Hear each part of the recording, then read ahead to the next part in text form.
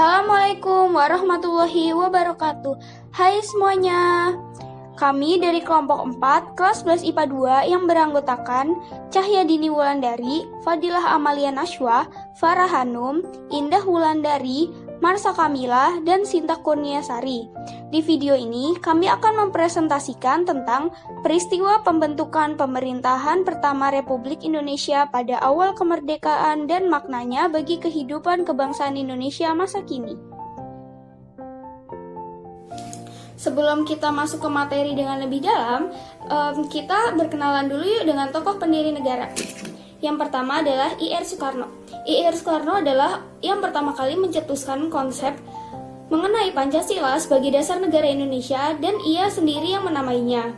Ia adalah proklamator kemerdekaan Indonesia bersama dengan Muhammad Hatta.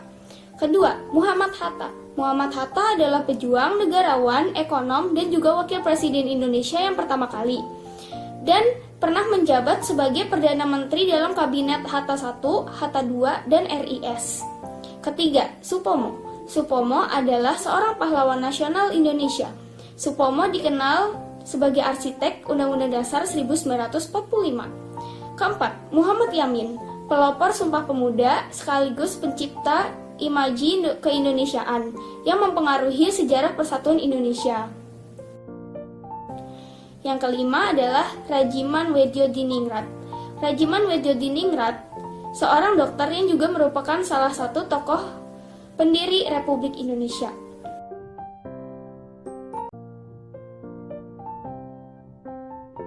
Pada saat Indonesia baru merdeka, pemerintahan Indonesia saat itu masih belum mengatur sistem pemerintahan secara sempurna.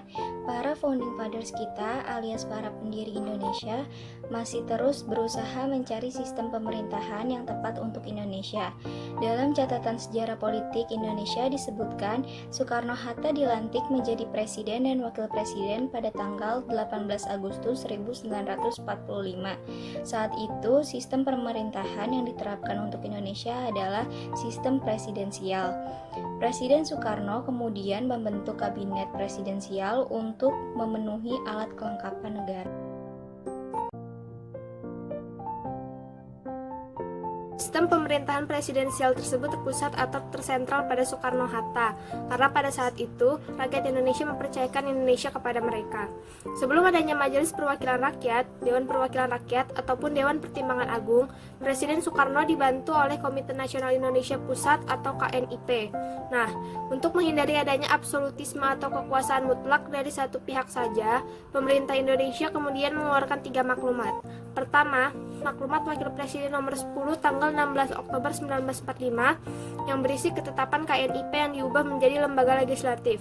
Kedua, Maklumat Pemerintah tanggal 3 November 1945 yang berisi mengenai pembentukan partai-partai politik di Indonesia.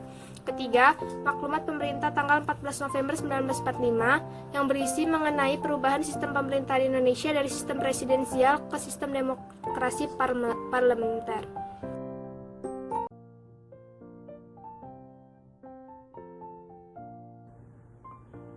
Tujuan dibentuknya pemerintahan adalah untuk mensejahterakan rakyat, mencerdaskan bangsa, dan membangun bangsa menuju cita-cita yang luhur. Pembentukan pemerintahan Indonesia diawali dengan mengadakan sidang pertama PPKI pada 18 Agustus 1945 di Gedung Chua Sang In yang menghasilkan yang pertama pembahasan dan pengesahan Undang-Undang Dasar, yang kedua pengangkatan presiden dan wakil, dan yang terakhir pembentukan Komite Nasional atau daerah.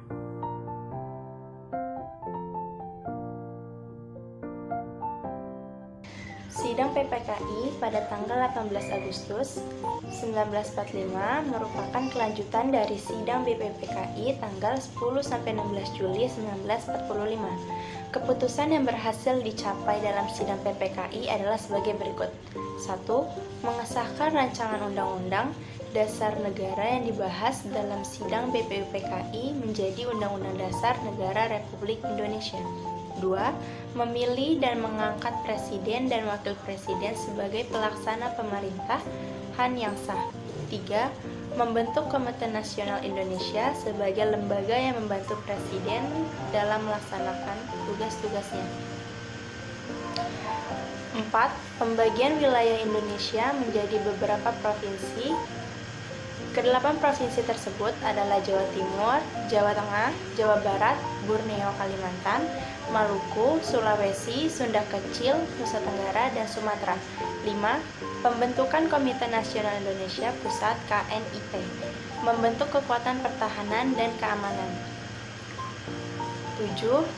Yang anggotanya terdiri dari anggota PETA, HEIHO, KNIL.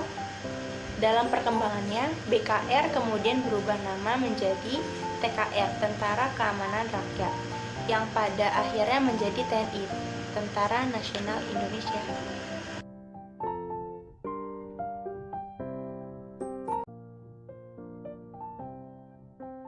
Maknanya, dengan adanya pembentukan pemerintahan pertama dapat menjadi dasar untuk memperbaiki atau membangun pemerintahan yang lebih baik dari sebelumnya. Dan juga dapat menjadi pendorong untuk pemerintahan masa kini dengan mengikuti cara pemerintahan awal yang berhasil dan memperbaiki pemerintahan awal yang gagal. Oleh karena itu, kita harus dapat berterima kasih atas jasa dan jerih payah para pendiri negara yang telah menyusun pemerintahan Indonesia sehingga kita sekarang dapat hidup damai dan menikmati hasilnya.